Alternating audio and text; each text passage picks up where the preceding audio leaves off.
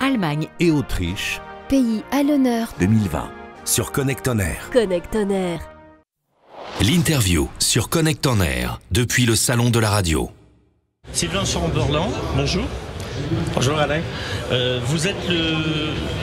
Comment on dit président, fondateur d'une société qui s'appelle Arsenal Media. C'est une société canadienne qui est basée à Montréal. Absolument. Racontez-nous ce que vous faites. Essentiellement, on est propriétaire de 16 stations de radio, un peu partout au Québec, en fait sur tout le territoire du Québec, mais principalement en région, en dehors des très grands centres.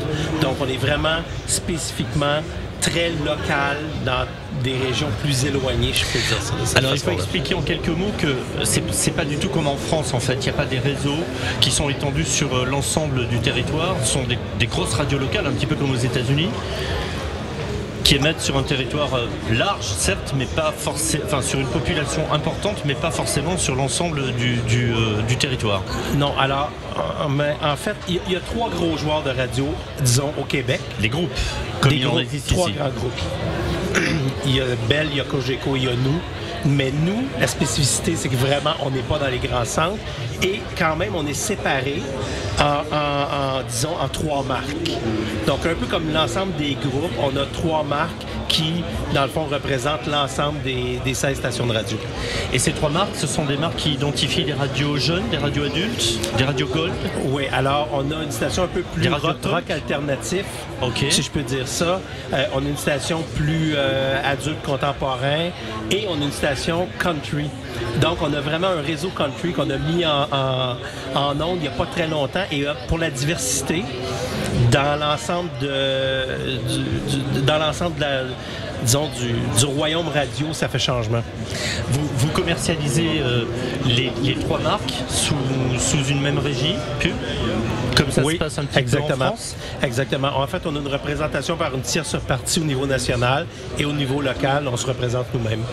D'accord. Toutes ces radios sont écoutées par combien d'auditeurs si on fait l'addition des 16 radios? Oui, potentiellement, je dirais autour d'1 million, mais concrètement, on est autour de 200, 300 000 auditeurs, là, bon an, mal an, qui nous écoutent. Alors, il faut dire que les mesures d'audience au Canada ne sont pas tout à fait faites de la même manière qu'en France. Non, c'est quand même différent selon les régions aussi. Parce qu'il y a de la mesure électronique qui est faite à Montréal, mais par exemple, à Québec et dans certains grands centres, c'est fait avec des cahiers.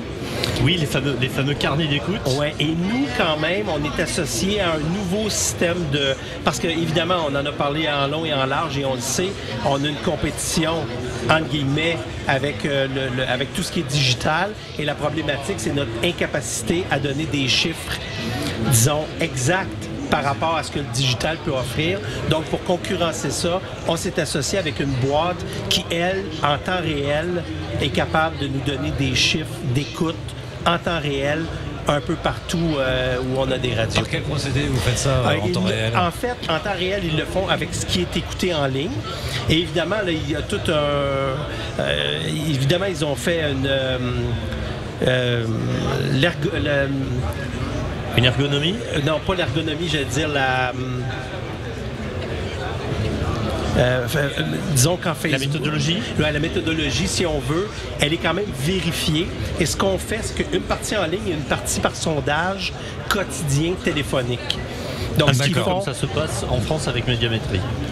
Et ils le font dans les deux, avec les 2 méthodes. OK, ben alors, c'est bon. Alors, Sylvain Chamberlain, si on vous a proposé de venir nous rejoindre sur ce plateau cet après-midi, c'est pour parler de l'avenir de la radio locale.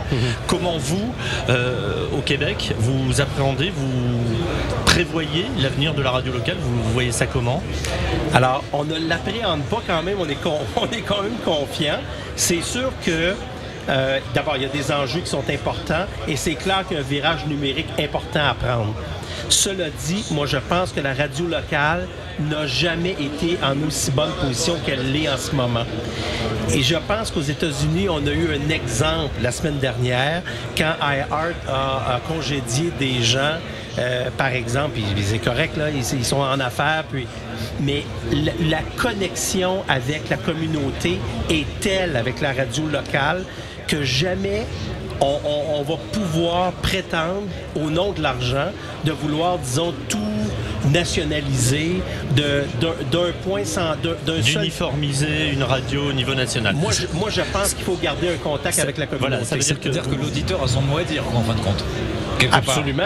Et ça veut dire que vous avez cette faculté à penser que la proximité, la convivialité avec l'auditeur, c'est quelque chose d'essentiel, ça reste incontournable. J'ai la conviction que c'est vrai avec l'auditeur et c'est vrai avec le client du côté de la commercialisation.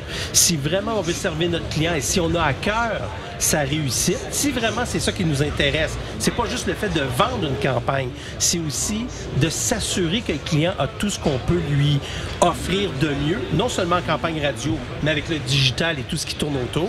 Si on est vraiment capable de lui offrir une campagne sur mesure ou une offre sur mesure, moi je pense qu'il faut être connecté aussi sur son client comme on l'est sur notre audience. Est-ce qu'on a le sentiment qu'il se passe au Canada un petit peu la même chose qu'en France, c'est-à-dire que les radios musicales ont tendance à voir leur audience un petit peu s'effriter au profit des plateformes qui sont sur Internet, des plateformes musicales, de la consommation que l'on peut faire aujourd'hui sur les réseaux sociaux, qui est beaucoup plus importante qu'il y a quelques années? Aucun doute. Aucun doute. Et c'est certain que la radio, il y a un des intervenants hier au salon qui disait à juste titre, il ne faut jamais oublier le métier qu'on fait, c'est-à-dire d'abord celui d'être un accompagnateur. Eh oui. Et le jour où on s'éloigne de ça et qu'on n'accompagne plus notre auditeur, ça fait on fait partie pas des notre travail. fondamentaux. Ben oui, absolument. Donc si on fait juste faire de la musique pour faire de la musique, mais Spotify le fait déjà, donc on se distingue comment? Bien sûr. La radio a donc encore de beaux jours devant elle. Et c'est là-dessus que nous allons conclure. Le salon de la radio et de l'audio digital. 3 jours pour découvrir toutes les nouveautés qui rythment l'ensemble du marché de la radio.